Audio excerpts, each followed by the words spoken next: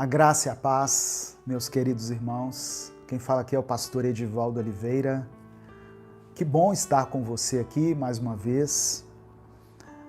Você está no canal Minuto com Deus, na página aqui nessa câmera, Minuto com Deus, e no perfil Minuto com Deus. Transmitindo simultaneamente aqui para as minhas redes principais, YouTube, Facebook e Instagram. Que bom poder ter esse espaço aqui para compartilhar um pouco da palavra de Deus junto com você.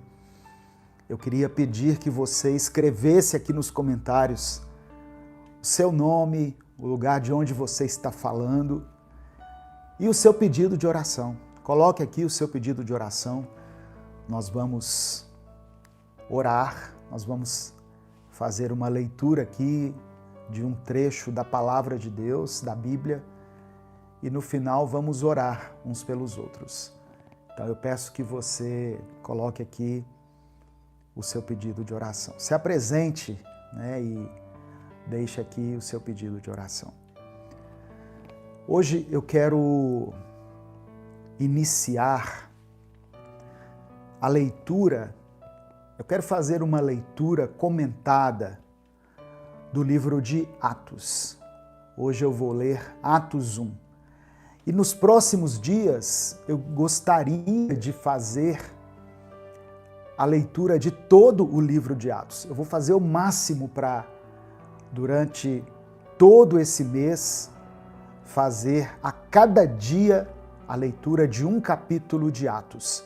Se eu não ler o capítulo todo, eu vou ler aquilo que mais chamou a minha atenção, aquilo que mais ministrou ao meu coração, mas eu creio que será um tempo de edificação, um tempo de aprendizado. Para isso, basta que o nosso coração esteja aberto para ouvir, praticar, aprender do Espírito Santo tudo aquilo que Ele quer ministrar ao nosso coração. Então eu convido você a abrir a sua Bíblia aí em Atos 1. Desculpa, eu estou ao vivo, tá vendo? Eu vou tropeçar em algumas palavras aqui. Atos 1, livro de Atos, capítulo 1. Deixa eu dar um alô aqui para algumas pessoas. A Edilene está falando lá do Rio de Janeiro. A Luciana, glória a Deus. A Ivone, boa tarde, amados, boa tarde, Ivone. Luciana está dizendo, eu quero. Boa tarde, pastor. Escreva aí de onde você está falando. O Fernando está lá de Santo André, pedindo orações por ele, pela família, pelos amigos, pelos parentes e pelos animaizinhos. Isso é importante, viu, Fernando? Temos que ter um cuidado com a criação de Deus, não é? Às vezes a gente despreza a importância dos animais, da natureza, do meio ambiente, mas tudo isso é criação de Deus e merece o nosso cuidado. Deus colocou o homem no jardim do Éden para cultivá-lo, para guardá-lo. Nós estamos aqui nesse mundo e devemos preservar aquilo que Deus criou. Deixa eu citar mais algumas pessoas aqui. A Jéssica CSM, boa tarde, peço oração, pois não tenho aonde morar com meus filhos. Em breve terei que entregar a casa que moro, por não ter mais emprego nem ninguém. Que Deus possa abrir as portas para você, Jéssica, em nome de Jesus. Deus não vai te desamparar, nem você, nem a sua família. Deus não te deixará desamparada, eu creio. Amém? Me digam se o som está ok aí para todas as redes. O pessoal do Facebook, me fala aí se o som está ok, do Instagram, do YouTube. O Fernando Frei no Facebook está dizendo, orai pela minha família também. Amém. Vamos orar sim, viu, meu querido, pela sua família. Eu vou ler aqui, irmãos, e você pode ir colocando aqui o seu comentário. No final nós vamos orar por todos os pedidos de oração que forem mencionados aqui. Escreva aqui nos comentários assim: Espírito Santo, ensina-me através da tua palavra. Espírito Santo, ensina-me através da tua palavra. Amém? Deixa eu só ajustar essa câmera aqui. Livro de Atos, capítulo 1. O apóstolo Lucas foi quem escreveu o livro de Atos. Ele escreveu aproximadamente, não dá para ter uma certeza, mas os estudiosos acreditam que o livro de Atos foi escrito aproximadamente no ano 40 ao ano 62 depois de Cristo. E o interessante é que o apóstolo Lucas, que escreveu o livro de Atos, que também é o evangelista Lucas, ele não andou com Jesus. Lucas não andou com Jesus. Lucas foi um evangelista. Lucas foi alguém que reuniu informações na época. Eu diria que ele foi uma espécie de repórter. Ele foi nos lugares, ele conversou com as pessoas, reuniu essas informações. Olha o trabalho, imagina naquela época. E escreveu o Evangelho de Lucas. E escreveu também o livro de Atos. E ele começa no capítulo 1 dizendo assim: Prezado Teófilo. Algumas versões dizem assim: Excelentíssimo Teófilo. A Bíblia não deixa clara quem era esse Teófilo, mas pela maneira como Lucas se dirigiu a ele, a gente pode perceber que era alguém importante, que era alguém talvez ligado ao governo, era uma pessoa que tinha uma relevância. Prezado Teófilo, no primeiro livro que escrevi, e esse primeiro livro aqui, Lucas está se referindo ao Evangelho de Lucas, no primeiro livro que escrevi, contei tudo o que Jesus fez e ensinou, desde o começo do seu trabalho até o dia em que ele foi levado para o céu. Antes de ir para o céu, ele deu ordens pelo poder do Espírito Santo aos homens que ele havia escolhido como apóstolos. Vou parar um pouquinho aqui.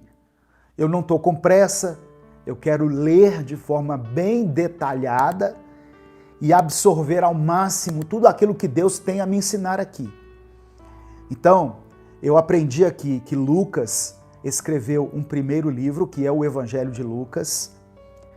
Ele contou aquilo que Jesus fez e aquilo que Jesus ensinou. Irmãos, a vida de Jesus é uma referência para nós. Não apenas porque ele se ofereceu como sacrifício pela humanidade. Não apenas porque ele levou sobre si os nossos pecados. Essa era a principal missão de Jesus aqui na terra. Mas além disso, ele fez muitas coisas, ele nos ensinou muitas coisas. A obra de Jesus é maravilhosa. Todas as palavras que Jesus disse durante o seu ministério não foram palavras em vão. Cada palavra de Jesus, ela serve de inspiração para nós. Cada palavra de Jesus daria para você escrever livros e mais livros, porque são palavras de vida eterna. As palavras de Jesus são as palavras do próprio Deus.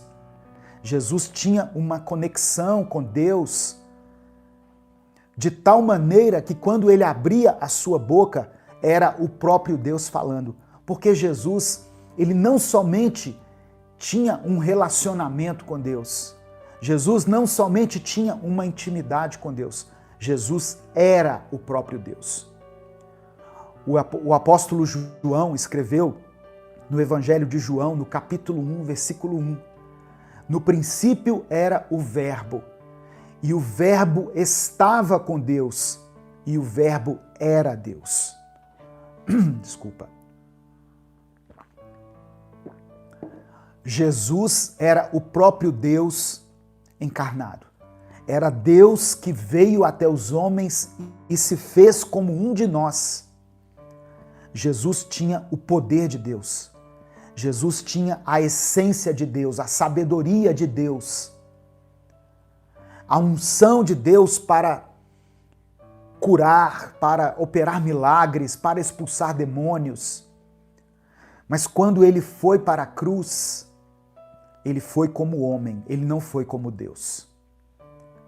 Então, Lucas está dizendo aqui que Jesus fez e ensinou muitas coisas. E Lucas falou sobre isso no Evangelho. E agora, depois que Jesus partiu para os céus, nós vemos que Jesus deu ordens aos seus discípulos. Lembra que Jesus escolheu 12 homens, reuniu esses homens e deu ordens para eles? Para que eles fossem e pregassem o Evangelho, para que eles ficassem em Jerusalém, até que do alto eles fossem revestidos de poder. Isso aqui é um episódio à parte nessa série de ministrações aqui. Mas eu quero começar aqui ressaltando aquilo que o evangelista Lucas, o escritor Lucas, o médico Lucas está falando. No primeiro livro eu escrevi aquilo que Jesus fez e ensinou, até o dia em que ele foi levado para os céus. E antes de ir, ele reuniu alguns homens e pelo poder do Espírito Santo, direcionado pelo Espírito Santo, ele deu ordens específicas para esses homens. Versículo 3. Depois da sua morte, Jesus apareceu a eles de muitas maneiras, durante 40 dias, provando sem deixar dúvida nenhuma que estava vivo. Depois que Jesus tinha morrido, 3 dias depois que ele morreu, ele ressuscitou. E ele não ressuscitou somente como um espírito, como um fantasma que ficava por aí. Não, ele ressuscitou em carne. Jesus venceu a morte. Jesus venceu a morte, irmãos. Isso é importante. Jesus ressuscitou. E durante 40 dias, ele andou novamente com os discípulos. Ele ensinou os discípulos, ele esteve com eles, ele comeu com os discípulos. Ele comeu peixes, ele ensinou outras coisas para os discípulos. Ele não deixou dúvida nenhuma de que ele estava vivo. A ressurreição de Jesus é um dos pilares do cristianismo, é um dos fundamentos do cristianismo. É o que eu posso entender que difere o cristianismo das demais religiões. As religiões, as outras religiões que eu respeito, que eu considero, né, respeito quem segue outras religiões, mas talvez aqui esteja uma das principais diferenças que torna o cristianismo algo assim, transcendental, algo assim inenarrável dentro do nosso entendimento humano. Por quê?